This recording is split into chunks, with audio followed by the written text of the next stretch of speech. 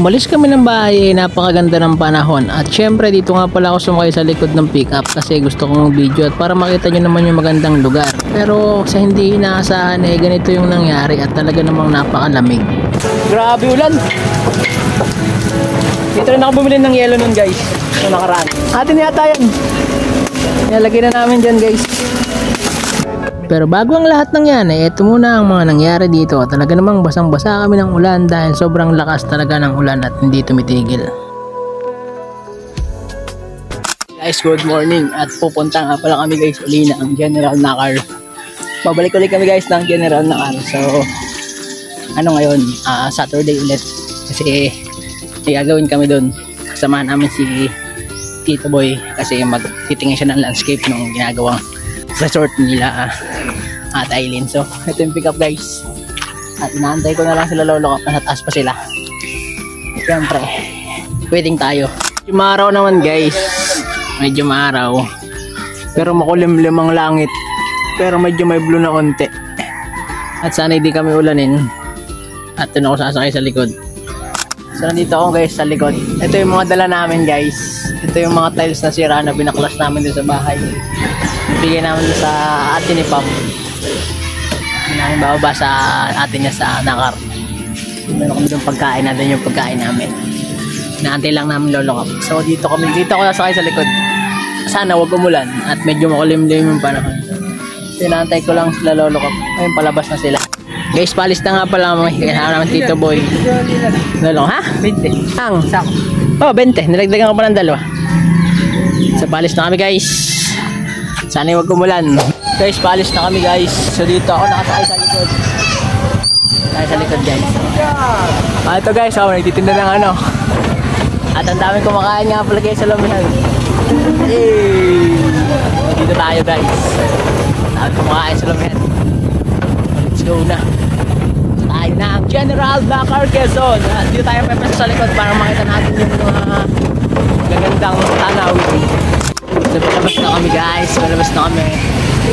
At syempre, ito pa kami sa looban guys.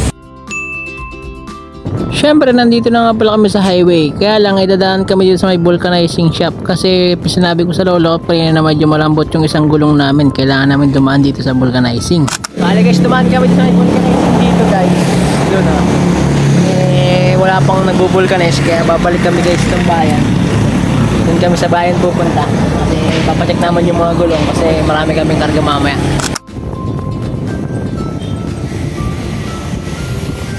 Guys, may McDo na nga rin pala sa Pami. May McDo ng Pami. Yan. Pami. Yan ang McDo ng Pami. May Jollibee din. Ginagawa pa yung Jollibee. Ayan, ginagawa pa. At syempre kaya pala kami bumalik dito sa bayan magpapavulcanize nga kami, papapantay namin itong mga hangin ng gulong ng sasakyan kasi naman malambot nga at yung isa ay malambot. At syempre ito na, tapos na tayo, tara na. Tapos na kami magpavulcanize, doon kami nagpavulcanize kay Kuya, shout out sa vulcanizing shop mo Kuya. At syempre paliko na kami at mabiyahe na kami guys. Punta na kami doon, pataas na uli kami ng bundok. At dahil tapos na nga rin pala kami magpavulcanize, biyahe na nga pala kami. Medyo malayo-layo pa ang biyahe namin, halos mga 2 hours pa. At syempre medyo maganda yung panahon dito, pero medyo makulimlim na at hindi ko rin alam kung bakit. Sana naman ay wag umulan. At dahil mga bundok yung dadaanan natin talagang pataas na tayo ng pataas. At syempre medyo lumalamig na rin yung hangin. At dahil dito nga pala ako nakasakay sa likod, talaga namang damang-dama ko yung lamig. At habang pataas na nga pala kami ng pataas dito sa bundok, dumidilim na yung langit. Nagbabadya na ng malakas na ulan. Pero kahit na gano'n, enjoy lang ako dito kasi napakaganda ng view. Nakikita nyo naman, super ganda ng view at talaga namang nakaka-relax. Kaya kahit naambo na, hindi ko alintana yun kasi talagang napakaganda dito at natatanaw ko yung mga magagandang kamundukan. At syempre, enjoy na enjoy lang ako dito, nagmamasid sa paligid. At syempre, nakahawak din pala ako dito kasi medyo curve yung mga kalsada dito. Baka tumalsik tayo Silipat tayo sa loob. At umaambo na!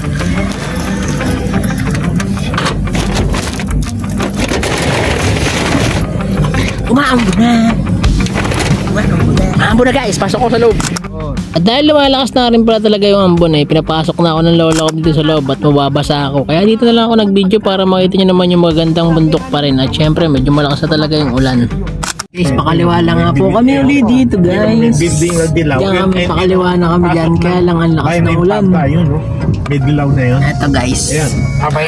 Pakaliwa na po kami dito. Ano po kami sa nakakarat. Di po makita yung bundok dahil alam nyo na. Napakalakas ng ulan, di kagaya nung punta namin nung nakaraan na napakainit. Ayan o, grabe ang ulan. Nangingit yung mga langit.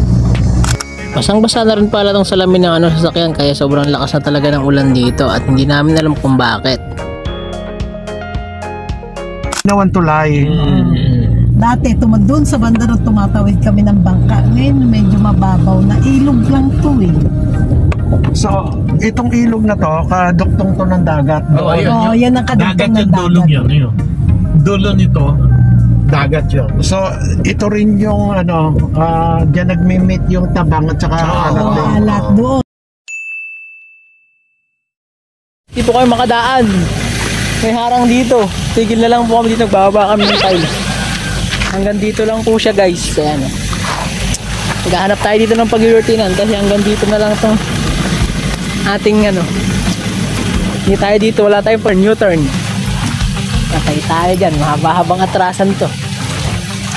Oh my god, walang pag-atrasan dito. Ay, pag U-turnan. Oh, inaayos pala yun. My goodness. Ano tayo atras? Hindi kaya to, mag-iiba yun. Ay mga, so yung pick up guys oh.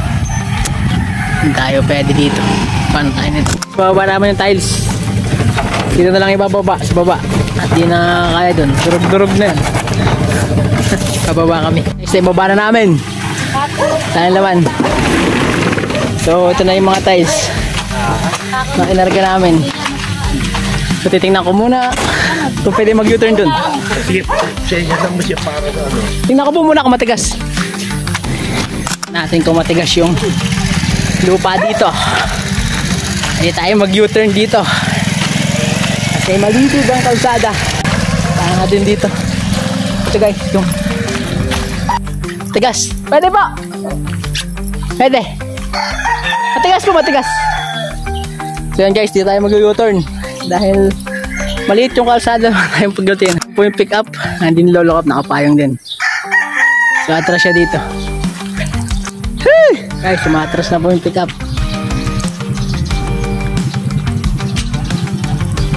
Atras! Atras! Walang ngayon guys, hindi mainit. Atras, dito! Atras! Hindi kayo nang unang punta namin, napakainit ngayon, napakaulan. Yeah! Yeah! Yeah, Atras! Yeah! Yeah! Hop! Hindi po kuya, salamat po! Okay na yun. Salamat po! Thank you!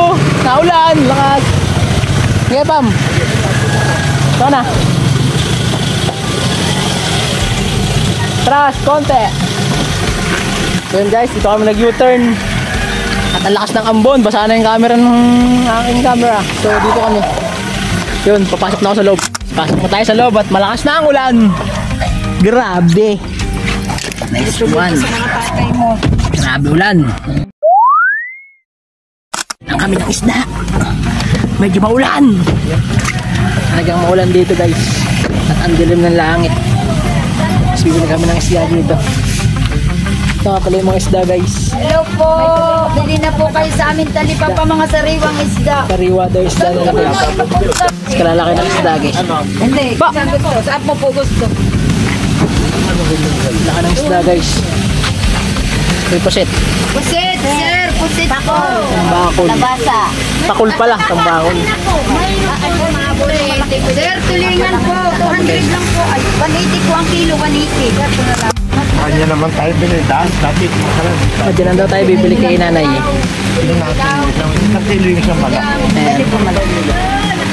Okay, fine. So, Hindi na yan, hawain lang sa gitna, no? opo. Uno 7 po. 1.7 daw. 340. 340. 200 ang kilo. Isda guys. Sila. Taas ng ulan. Grabe. Nakabili na kami isda guys. Ayan. Yung nilagay ko sa ano guys. Ito. Fix ng binili namin. Nalagay na naulan. Mabasa yung camera ko. Nabili pa kaming yelo.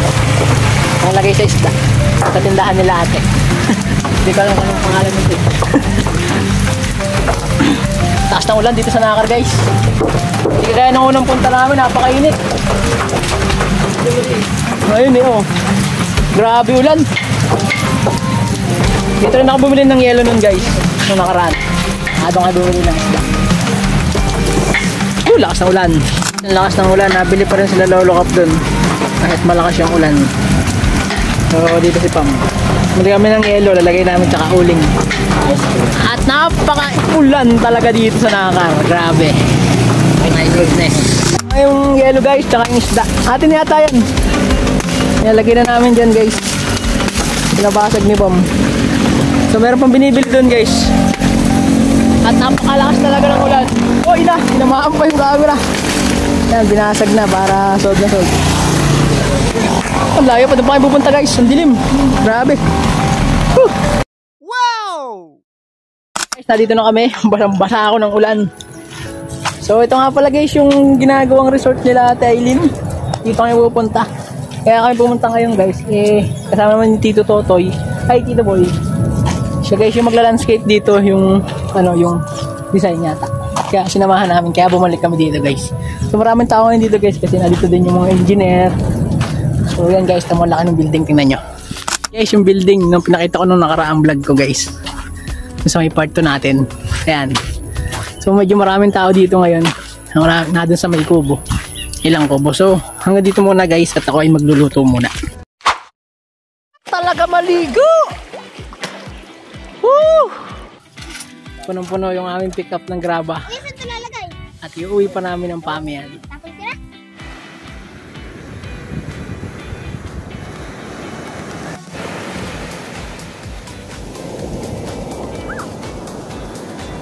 Napakaganda ng ano dito guys, ng view. Yung bundok. Napakaganda ng bundok.